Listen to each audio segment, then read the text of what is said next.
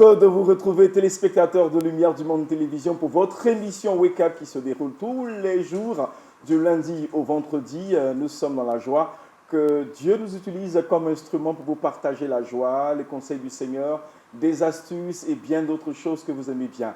Partagez donc déjà ce direct pour faire du bien à plus d'une personne.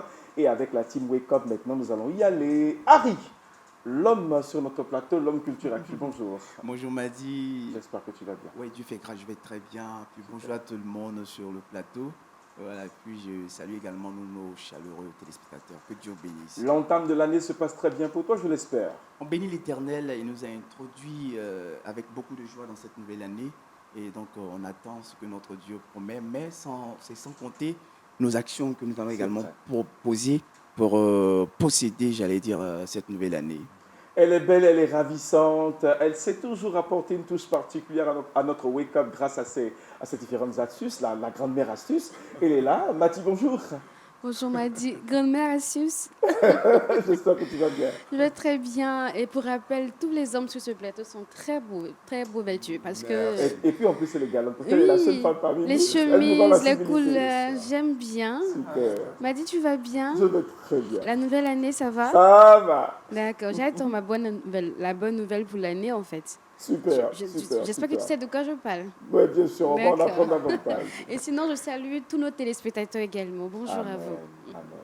Aujourd'hui et jeudi, nous avons la particularité de toujours aborder des thématiques diverses. On va aujourd'hui parler avec notre ancien, notre frère, notre responsable, Guillaume Leroux, notre ami, oui. Il n'était pas un cadre notre ami. Coincé sur la libérer l'espace. C'est vrai. Voilà. Il porte le nom de Guillaume Leroux, vous l'avez déjà connu sur d'autres Wake Up. Mais aujourd'hui, ce jeudi, il sera avec nous pour parler de savoir se bénir. Amen. Alors, vraiment, sur ce plateau, bon, c'est vrai qu'on n'a pas encore présenté le pasteur. Non. Je constate que là... Mathie, Harry, Madi. et puis le pasteur... Doubi. Alors, donc, moi, je me suis dit, bon, il faut que les gars, là, ils me baptisent aujourd'hui. Oui. Si ça finisse par un « i » quelque part. Madi, on a proposé un gémi. Un Jimmy comme Guillaume. Oui, c'est vrai. C'est ça. Ça peut passer, c'est Ça pas peut faux. passer. Jimmy, ça Voilà. passe. Mais bon. Donc là, au moins, on enlève tous les cadres de C'est notre vrai, grand c'est frère, vrai. notre patriarche. C'est sûr. Alors, il est tout aussi original que nous. Il porte un nom en I. Il est notre consultant sur Lumière du Monde Télévision. Pour ce qui concerne les différentes matinales, c'est le pasteur François Doubi. C'est un Doubi en original. Bien sûr. Bonjour, pasteur. Bonjour, Madi. J'espère que vous allez bien également. Dieu fait grâce. Bonne heureuse année. Hein? Alléluia. Dieu te bénisse, qui bénit chacun de vous. Hein? Je vous salue tous. Bonne heureuse année à chacun de vous et à nos téléspectateurs. Que Dieu vous bénisse. Amen. Le pasteur François Doubi est de la mission coréenne des Assemblées de Dieu dont il est le directeur. Que Dieu vous bénisse, pasteur, parce que nous allons aborder tout à l'heure une bonne méditation avec vous, comme vous en avez l'habitude d'en donner. Mais bien avant tout, prions avec Harry. Dieu vivant, merci pour ta présence au milieu de nous. Conduis-nous au nom de Jésus-Christ. Amen.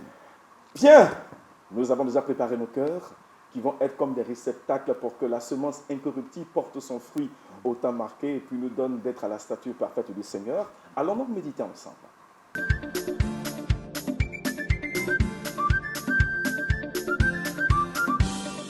Avec notre pasteur, nous parlons aujourd'hui de la foi qui triomphe de la fournaise. La foi qui triomphe de la fournaise. Merci, Madi. Effectivement, pour aborder cette année 2026, nous avons besoin d'une foi qui nous permettra de triompher de la fournaise. La fournaise peut être des épreuves. La fournaise peut être une solitude. La fournaise peut être un manque à gagner. La fournaise peut être des temps difficiles. Mais sache qu'en ayant une foi solide, enracinant Jésus, qui triomphera de cette fournaise. Amen. Alors, pour que nous puissions mieux comprendre ce thème, lisons le passage de Daniel chapitre 3, du verset 8 au verset 18. C'est un texte qui est long, mais nous allons le lire rapidement. À cette occasion et dans le même temps, quelques Chaldéens s'approchèrent et accusèrent les Juifs. Il prit la parole et dit au roi Nebuchadnezzar, « Ô roi, vis éternellement, Tu as donné un ordre d'après lequel tous ceux qui entendraient le son de la trompette, du chalumeau, de la guitare, de la sambuc, du psalterion, de la cornemuse et de toutes sortes d'instruments devraient se prosterner et adorer la statue d'or. Et d'après lesquels quiconque ne se prosternerait pas et n'adorera pas serait jeté au milieu d'une fournaise ardente. Or, il y a des Juifs à qui tu as remis l'intendance de la province de Babylone, Shadrach, Meshach et Abednego. Hommes qui ne tiennent aucun compte de toi, ô roi. Ils ne servent pas tes dieux et ils n'adorent point la statue d'or que tu as élevée. Alors Nebuchadnezzar, irrité et furieux, donna l'ordre qu'on amena Shadrach, Meshach et Abednego. Et ces hommes furent amenés devant le roi. Nebuchadnezzar prit la parole et leur dit, est-ce de propos délibérés, Shadrach, Meshach et Abednego, que vous ne servez pas mes dieux et que vous n'adorez pas la statue d'or que j'ai élevée? Maintenant, tenez-vous prêts, et au moment où vous entendrez le son de la trompette et du chalumeau, de la guitare, de la sambuc et du psalterion, de la cornemuse et de toutes sortes d'instruments, vous vous prosternerez et vous adorerez la statue que j'ai faite.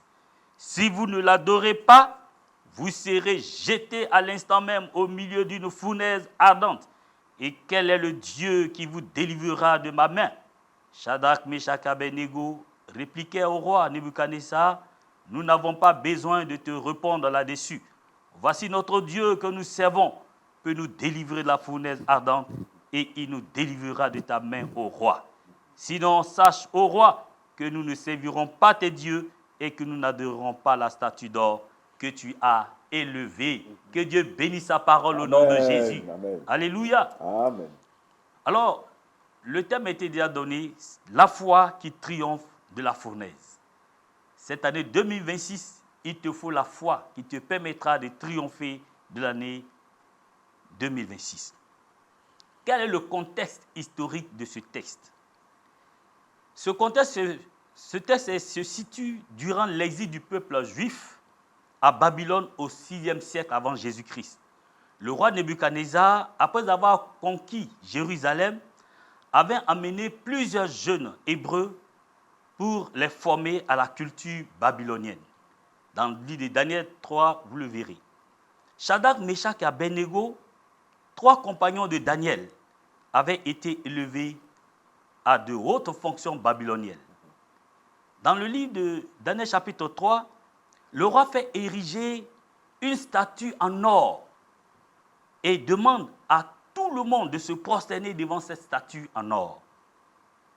Les 3 Hébreux refusent, affirmant leur foi en Yahweh comme le seul Dieu digne d'adoration.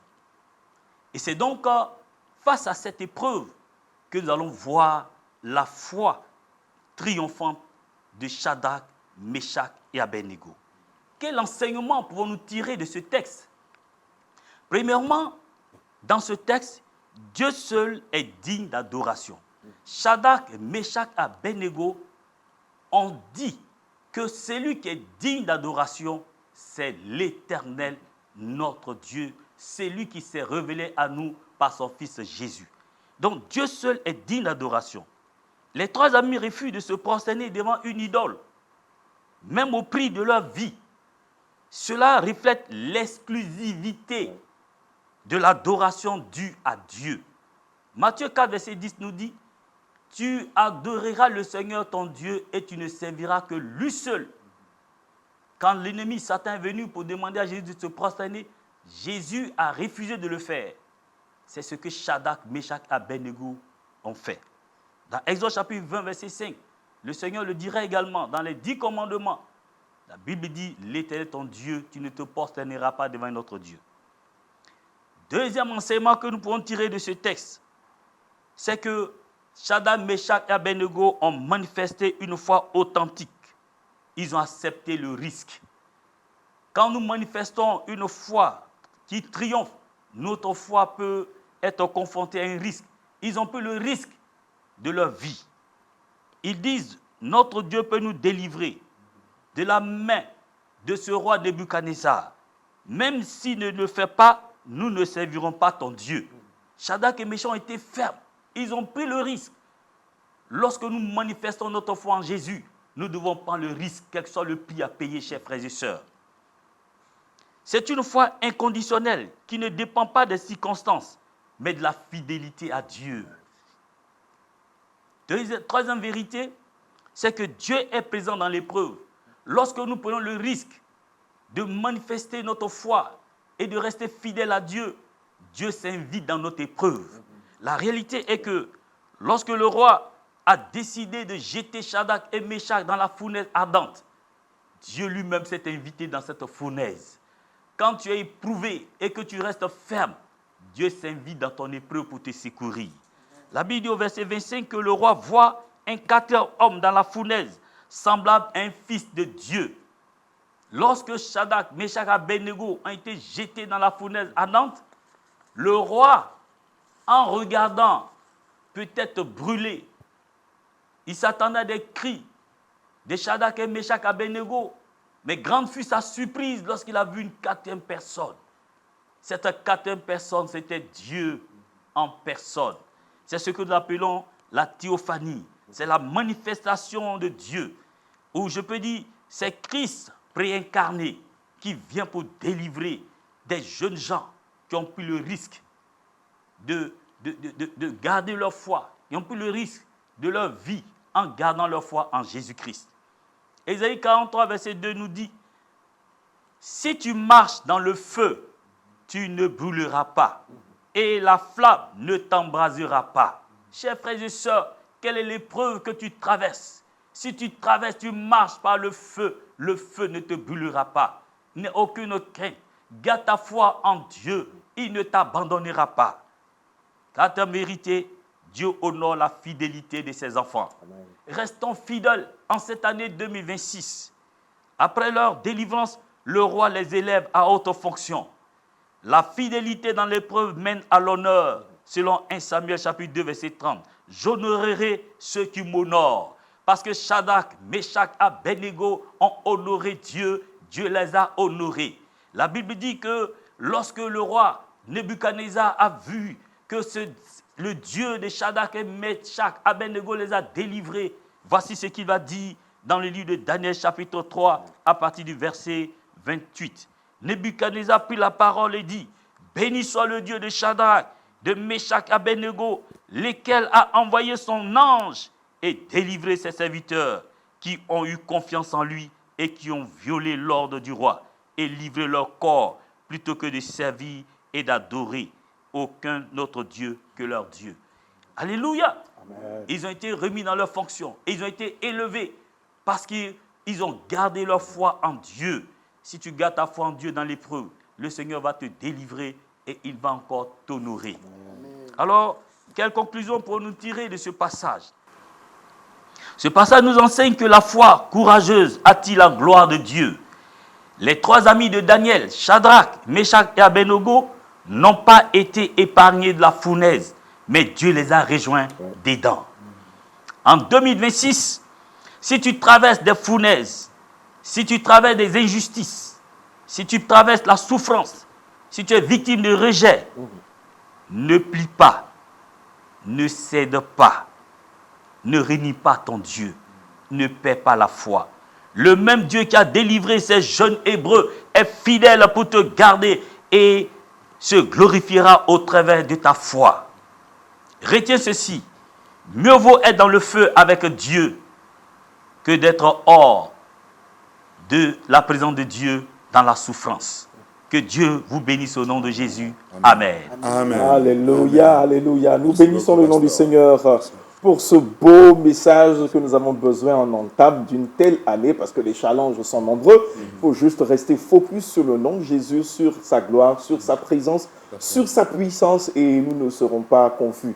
Alléluia, il viendra toujours nous délivrer. Alors permettons que notre frère Guillaume Leroux puisse réagir. Oui, mais c'est ce que le Seigneur dit dans sa parole. Ouais, la foi, elle n'est pas aveugle. Hein. Voilà, la foi, on ne dit pas, elle n'est pas aveugle. Oui. Voilà. On dit, c'est l'évidence de quelque chose qui existe. Voilà. Donc c'est une évidence. Donc on ne s'appuie pas sur quelque chose qui est du néant. C'est pas, comme disent tous nos amis de développement personnel, don't give up. Non, c'est pas le don't give up, appuyer sur tes capacités et tout. Mais ta foi est basée sur une personne qui est Dieu et qui est toute puissante pour pouvoir agir en ta faveur et qui t'aime. C'est pour ça que le Seigneur, il conclut tout simplement en disant, la parole de Dieu conclut, notre victoire qui nous permet de triompher de tout ce qu'on peut rencontrer dans le monde, c'est notre foi. Amen.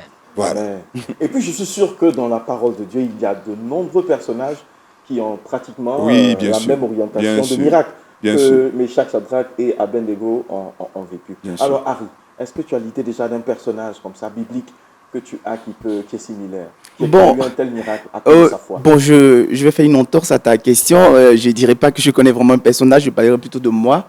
Voilà, j'ai quand même expérimenté à plusieurs reprises la fidélité de Dieu. Et je peux témoigner que ce qu'a dit le pasteur est vrai, et j'irai dans le même sens que ce que le roi a dit.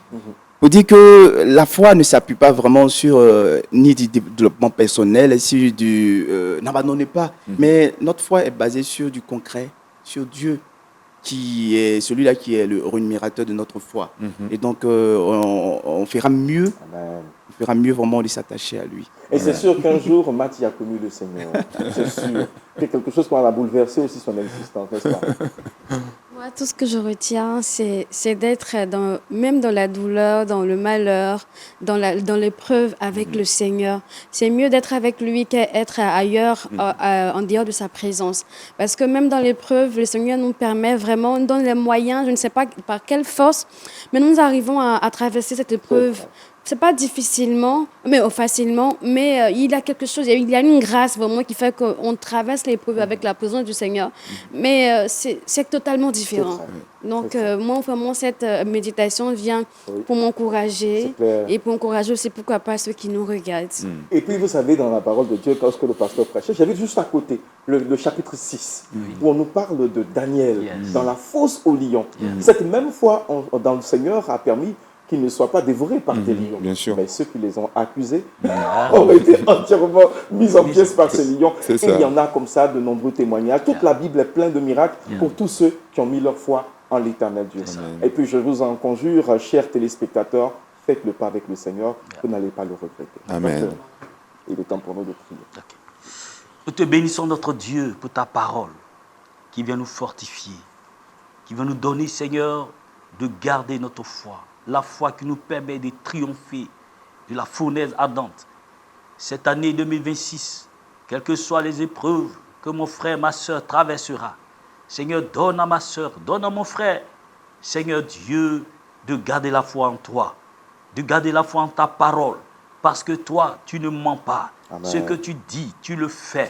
Seigneur, Shadrach, Méchach, Abednego, en risquant leur vie, en prenant le risque, Seigneur, tu ne les as pas abandonnés. Tu es venu dans la fournaise avec eux. Quand nous traversons le feu, quand nous sommes dans les épreuves, tu viens délivrer. Je prie, Seigneur, d'aider ma soeur et mon frère qui traversent le feu, qui ne soient pas brûlés au nom de Jésus. Oh, qu'ils sortent vainqueurs de cette épreuve, afin de rendre témoignage des bienfaits de l'Éternel. Je prie que, oh Dieu, ma soeur, tous ceux qui nous écoutent, triomphent l'année 2026. Si l'année 2026 était comme la fournaise ardente, que leur foi leur donne de triompher au nom de Jésus. Amen. Garde-les et préserve leur foyer, leurs enfants, leur foi. Au nom de Jésus, j'ai prié. Amen. Amen. Et nous allons garder la même orientation donnée par notre pasteur pour bifurquer tout de suite à Culture Actu.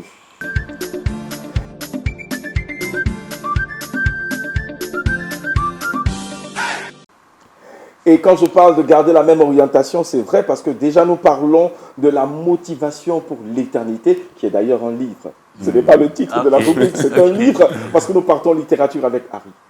Exactement. Okay. Le livre d'aujourd'hui, c'est Motivé par l'éternité. Ça a été écrit par John Beaver. Déjà, bonne heureuse année à vous. Merci de votre fidélité à cette émission. Je vais commencer ma rubrique en vous posant cette question.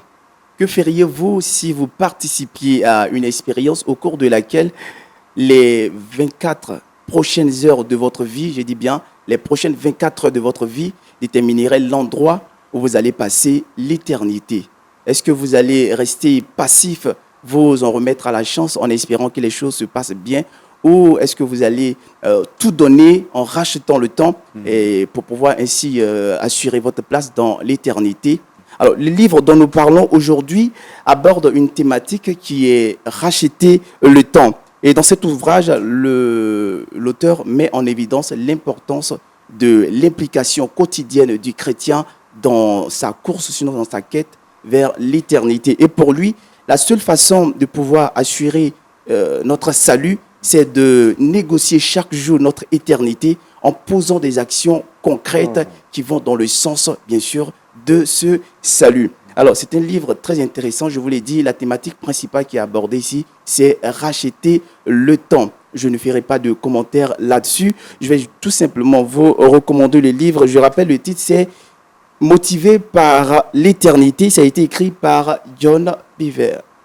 Et puis, mettez un cœur à cette rubrique. Mettez un cœur à l'éternité. C'est notre raison d'être un jour dans l'éternité. Donc, si ce livre peut nous aider à pouvoir nous recadrer, nous mettre dans des dispositions requises, je crois que c'est un moyen de mettre un cœur encore. Bien sûr, bien sûr. Alors, cher frère.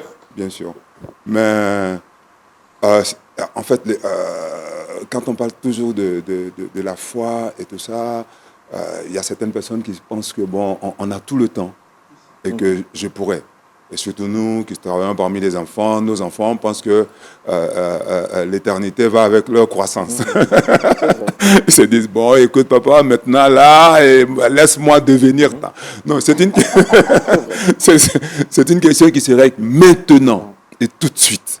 Voilà, c'est tout de suite qu'il faut s'assurer et puis librement avancer dans l'avenir. C'est maintenant qu'on garantit les pas de l'avenir. Motivé par l'éternité, un livre de John Beaver. C'est ça. Qu'on peut avoir dans différentes librairies. Exactement. Et puis sur les plateformes numériques également. Plateformes numériques également. Voilà, lisez beaucoup, chers frères, ça va vous faire beaucoup de bien. Et puis vous savez que plus on travaille à l'excellence de notre foi, plus on acquiert des compétences. Et je voudrais que par mes mots, nous puissions suivre la vidéo de jour qui nous révèle l'habilité au travail.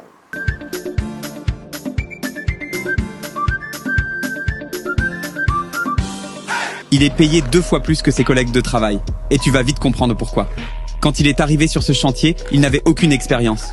Comme beaucoup d'autres, il était simplement là pour gagner un salaire et faire vivre sa famille. Rien ne le distinguait vraiment de ses collègues. Mais au fil du temps, quelque chose a changé.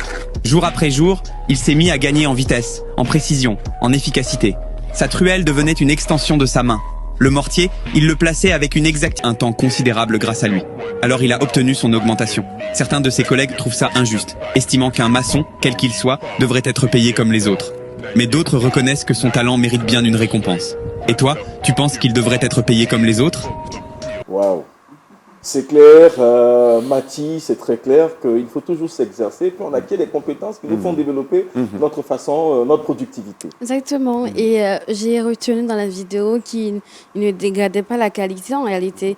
C'est vrai qu'il s'améliorait, il était en train de, je ne sais pas, relever le défi de son chef, mais il conservait toujours la qualité. Donc c'est comme ça que nous aussi, on doit conserver la qualité, peu importe l'épreuve qu'on est en train de vivre, la fournaise, mais Dieu a mis de la qualité en nous, donc il faut qu'on reste des éléments de qualité pour le Seigneur. Parce que des personnes dans l'épreuve, par exemple, qui commencent à dénigrer, à se laisser abattre, à faire des choses qui sont contraires à ce que la parole de Dieu nous donne, nous dit du moins, mais on peut conserver aussi, même dans l'épreuve, même dans les difficultés, dans les challenges que nous avons, la qualité, l'excellence, c'est-à-dire que ce que le Saint-Esprit a mis à nous, de notre foi. Et moi, franchement, cette vidéo me parle. Et puis, j'aime surtout ce monsieur parce que quand il fait son travail, il ne revient pas ajuster. C'est dans un seul geste et tout est fait, tout est bien fait. Et j'apprécie vraiment. Ouais, super. Moi, je retiens que généralement, pour un travail, plusieurs personnes peuvent se retrouver à faire le même travail, mais ce qui va faire la différence, c'est la touche particulière que chacun va apporter. Et là, avec ce monsieur, on voit un homme qui maîtrise son travail, on voit un homme qui travaille sans complexe, on voit également un homme qui a de l'habilité, un homme qui a vraiment de la créativité, j'allais même ajouter. Et ce qui est intéressant, c'est que c'est au fil du temps qu'il s'est bonifié. Voilà, il travaillait au départ pour un salaire, mais avec le temps, il y a mis le cœur. Jour après jour. Jour après jour. Merci beaucoup de renchérir. Donc, jour après jour, il y a mis le cœur. La passion est née, l'habileté est née, la maîtrise est née. Et c'est ce que le Seigneur attend de nous. Quand on entame quelque chose, pas qu'on s'attend tout de suite au gain. Mais avec le temps, laissons l'épreuve, laissons la difficulté nous former. Et c'est sûr qu'on y gagnera pour notre bien quelque part. C'est sûr. Pasteur, votre regard sur cette vidéo? Oui, ce qui m'a épaté, c'est que cet homme est compétent dans sa tâche, dans son domaine, et il s'est amélioré au fur et à mesure. Donc, en tant que des serviteurs de Dieu, quel que soit ce que tu fais comme activité, il faut toujours chercher à t'améliorer pour gagner aussi la confiance de ceux qui sont avec qui tu travailles et pour faire un travail de qualité. C'est ce que je retiens. Et puis, nous voulons juste permettre aux téléspectateurs de continuer aussi la conversation chez eux, chez vous, si vous voulez bien. Et puis, réagissez également par un petit commentaire sur notre plateforme Lumière du Monde Télévision, sur Facebook ou sur YouTube. Nous allons permettre à notre frère Guillaume Leroux de garder le micro parce qu'il était prêt à répondre, c'est vrai. Mais nous allons lui permettre en même temps d'aborder sa thématique. On parle à l'invité du Wake Up. C'est ça, merci beaucoup.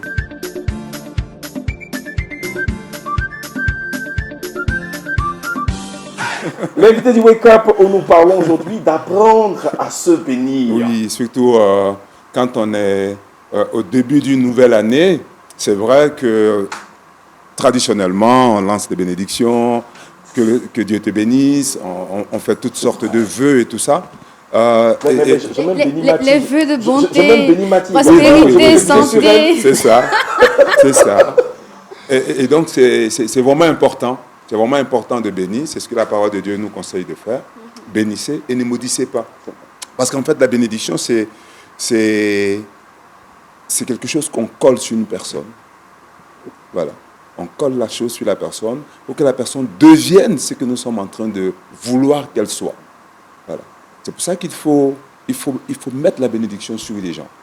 Et il faut le faire de tout son cœur et désirer que cela se réalise dans la vie de ces personnes-là. Et donc, on doit abonder en bénédiction. Vous voyez, quand on dit bénissez vos amis, quand vous prenez par exemple vos ennemis, prenez par exemple le cas de Moïse. Moïse, à la fin de son ministère, il bénit les 12 tribus des enfants d'Israël. Alors que Dieu venait de lui dire, écoute, tu es disqualifié, toi, tu vas monter sur la montagne, tu ne verras pas la terre promise, ni rien. Et pourquoi ça lui est arrivé? C'est arrivé à cause de ces 12 tribus. Mais Moïse, quand vous lisez la bénédiction de Moïse, il n'y avait pas de rancœur dedans. Il n'était pas revanchard. Il a béni de tout son cœur. Il a souhaité le meilleur pour ceux-là qui pouvaient rentrer dans la terre promise sans lui. Quoique ce soit ces personnes-là qui l'ont empêché de rentrer. Vous voyez? Donc vraiment, il faut que cette année-là, qu'on ait cette culture en nous, de bénir en tout temps, de bénir, de rechercher des personnes avec qui on a vraiment des problèmes, et puis de bénir la personne, de souhaiter le meilleur pour cette personne-là. Vous voyez? Et donc ça, c'est ce qu'on peut faire avec tout homme. Mais il y a aussi une personne qui est exceptionnelle, parce que c'est aussi une année où on a nos enfants. En tant que quelqu'un qui travaille parmi des enfants, on vraiment, tous les jours, on va tout tourner jusqu'à... On va t'en mettre sur les enfants. Bien sûr. Et donc, c'est aussi une occasion en or massif qu'on a de pouvoir bénir nos enfants. Mais pour les bénir, il faut les connaître. Vous voyez, un homme comme Jacob, 12 enfants, il les bénit différemment. Il dit à Ruben, écoute, tu es mon premier-né, la force de ma vigueur, et tu es digne en puissance. Voilà. Tu es impétueux comme l'eau.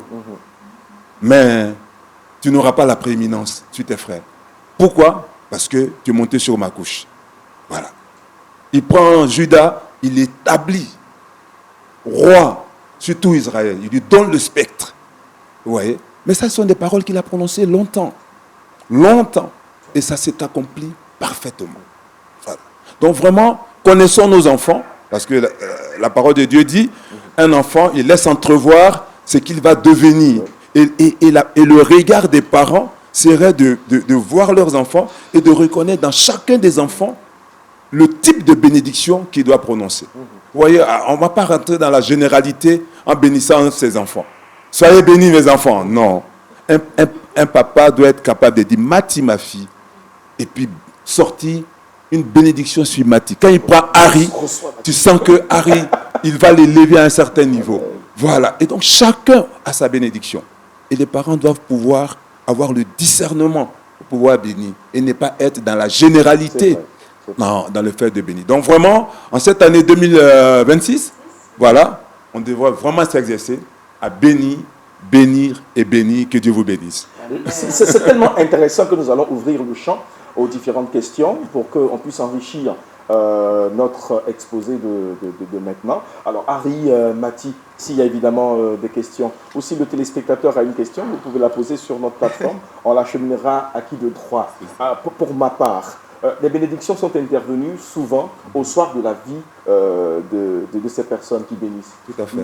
Est-ce qu'il faut attendre d'abord qu'on ait eu le temps de vivre avec nos enfants avant de les bénir, ou bien déjà dans les premiers pas d'un enfant, dans ses premiers comportements, on peut déceler ce qu'il faut déjà pour le bénir afin que sa vie soit conduite selon la bénédiction? Il y a déjà des enfants qui sont leur bénédiction est déjà révélée à la naissance. Révélée à la naissance. Et ça, le parent doit avoir la responsabilité de pouvoir répéter ces bénédictions sur l'enfant. Très bien. Donc quand on reçoit notre enfant, nous on n'a pas besoin de... je connais un papa, il passait tout son temps à maudire ses enfants, et un de ses enfants lui a dit, mais papa, toi, tu n'as que ça dans la bouche? Il dit, non, c'est quand je serai sur le point de mourir que je vais vous appeler. Et son fils lui a dit, et si tu faisais un accident et que tu mourrais à l'issue de l'accident, à quel moment, toi, tu pourrais nous bénir? C'est cela. Voilà. À quel moment? Donc, c'est vraiment nous, maintenant, aujourd'hui, notre génération, c'est de bénir nos enfants à chaque fois. C'est de bénir les personnes qu'on rencontre à chaque fois qu'on peut le faire, quand on en a les moyens. Quand quelqu'un présente une certaine situation, en bien comme en mal, soyons disposés à apporter la parole de bénédiction. Voilà. J'ai une dernière question. Avant que je ne permette aux autres d'en poser. Ceux qui ont pour habitude de faire des bénédictions sans vraiment les penser, parce que c'est l'habitude. C'est ça. Est-ce que ça porte son fruit cependant? Parce que c'est quand même des paroles. Mais comme vous avez bien fait à déterminer, c'est quand même des paroles. La parole a ce côté, je ne vais pas utiliser magique, mais ce côté puissant, comme le Seigneur dit. Donc on vivra au fruit de sa parole. Qu'elle soit prononcée légèrement ou qu'elle soit prononcée de tout cœur, elle va accomplir celle pourquoi cette parole est sortie. La parole, que ce soit la parole de l'homme ou que ce soit la parole de Dieu, elle ne retourne pas sans avoir accompli la raison pour laquelle elle est sortie. C'est pour ça qu'il ne faut pas maudire les gens. Voilà. Parce qu'après, vous ne vous en rendez pas compte, vous trouvez quelqu'un dans une certaine situation. Et puis, on ne sait pas comment est-ce qu'elle se retrouve aujourd'hui.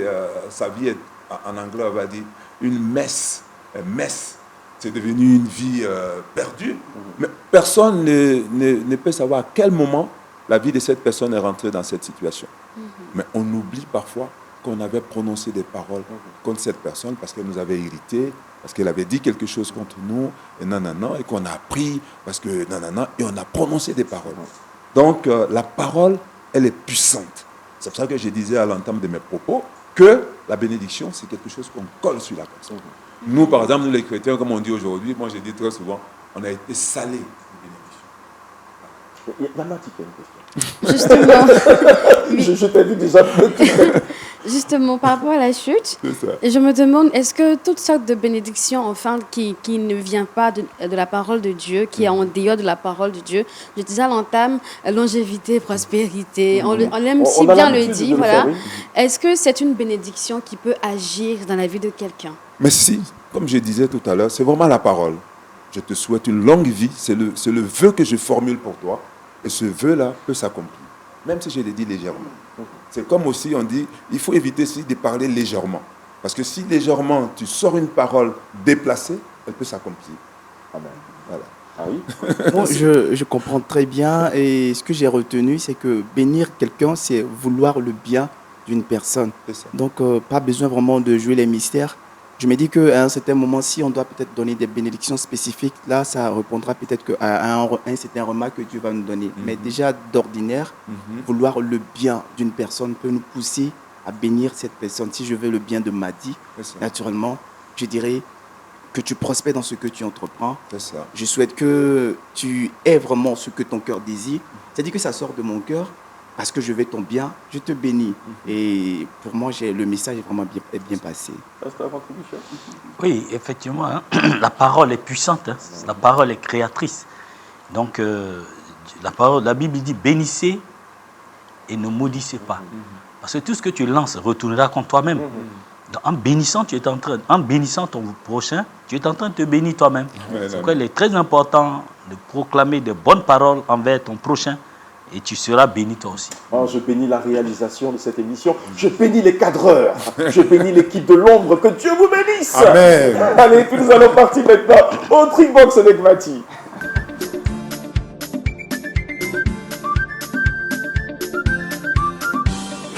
Nous parlons aujourd'hui des astuces pour nouer le nœud papillon. Belle astuce d'homme que je suis prêt à écouter tout de suite.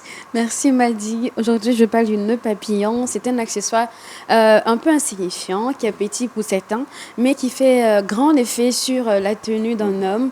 Et aujourd'hui, je vous montre comment nouer facilement votre nœud papillon sans stress, voilà, sans chichi.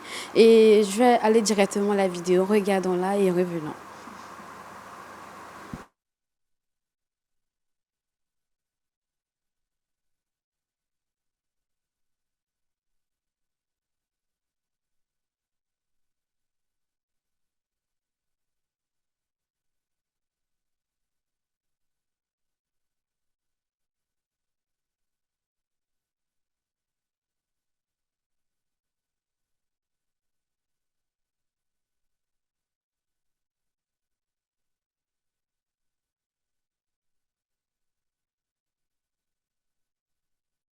Ah.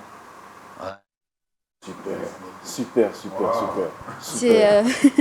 C'est vraiment... Mais Mati, tu sais quoi? Oui. Je n'ai jamais su nouer un nœud Ah. papillon. Moi, je l'achète déjà noué. Hein. Moi, j'ai envie de demander à Harry. Harry et toi? Oui.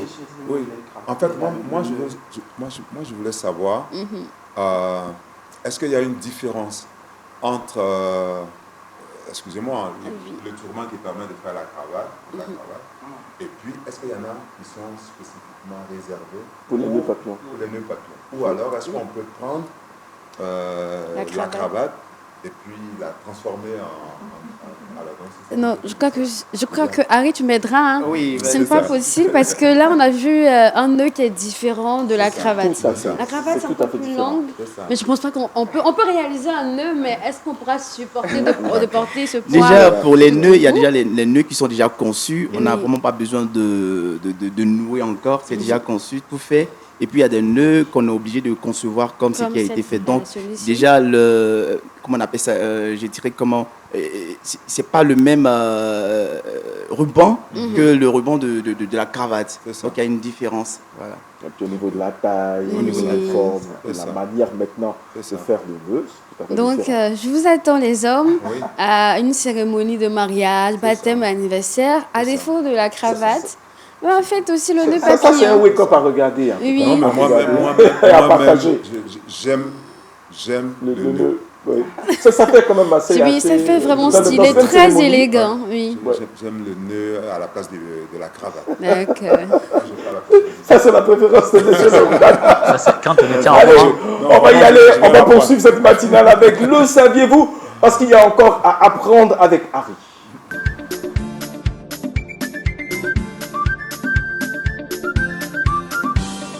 Aujourd'hui, nous partons pour découvrir un mot, marcher la besogne. Je dirais Marcher une la besogne. expression. Une expression, C'est ça. autant pour moi. Une expression, marcher la besogne. C'est ça. Voilà, amis téléspectateurs, nous savons plus ou moins ce que c'est qu'une besogne. Et puis très souvent, on entend les sales besognes, excusez-moi du mot, mais c'est récurrent, ça revient. Aujourd'hui, nous parlons de mâcher la besogne. Eh bien, mâcher la besogne, c'est tout simplement accomplir une tâche ou faire un travail dans le moindre détail, de sorte à faciliter la tâche aux autres. Par extension, mâcher la besogne, c'est également expliquer une chose dans les détails pour pouvoir faciliter l'assimilation, faciliter la compréhension. Donc voilà pour aujourd'hui. De façon minutieuse. Merci beaucoup, Madi. Et ça arrive souvent aux enseignants des instituts bibliques. Ah ouais. De mâcher la besogne. De mâcher la besogne. Oui. D'accord. Effectivement, ça c'est l'art. Puisque l'enseignement, c'est de l'art. Oui, bien Il faut sûr. toujours trouver des mots dans un contexte pour que les gens comprennent. Et puis, moi, je suis sûr que si on marche la besogne, souvent aussi dans le milieu des enfants, n'est-ce pas? Parce qu'à un enfant, il faut expliquer les choses aussi dans beaucoup de détails pour qu'il perçoive, qu'il assimile. Oui, en fait, un enfant n'a pas de filtre. Vous voyez, il n'a pas de filtre. Il ne peut pas tamiser ce que vous lui donnez. C'est pour ça que des personnes qui travaillent au milieu des enfants ne devraient pas être ramassées comme ça. Parce qu'il est appelé à tout absorber. Tout absorber. Et si, dès son enfance, il absorbe des choses qui ne sont pas filtrées, hein, bien polies, bien arrangées, il va grandir avec ça. Voilà. Donc c'est pour ça que celui qui travaille vraiment au milieu des enfants, il doit marcher doublement la besogne. C'est sûr. Et nous terminons avec le verset du sol, Mathie. Oui, après cette puissante méditation qu'on a eue, on va retenir Matthieu 4, verset 10 qui nous dit « Tu adoreras le Seigneur, ton Dieu, et tu le serviras lui seul. » Alléluia. Retenez une chose, le malheur atteint souvent le juste, mais l'Éternel l'en délivre toujours. Pourvu que nous puissions placer notre foi en l'Éternel, il nous couvrira toujours de sa grâce. Amen, amen. Et puis voilà, c'est avec ces mots que nous vous disons bonne suite de programmes sur notre antenne, les antennes de Lumière du Monde Télévision, bien évidemment. Et puis nous nous retrouvons certainement la semaine prochaine avec le même amour, la même joie de servir le Seigneur, la même fidélité avec l'équipe Wake Up. Et que nous vous disons au revoir. Shalom. Voilà, bonne année à tous.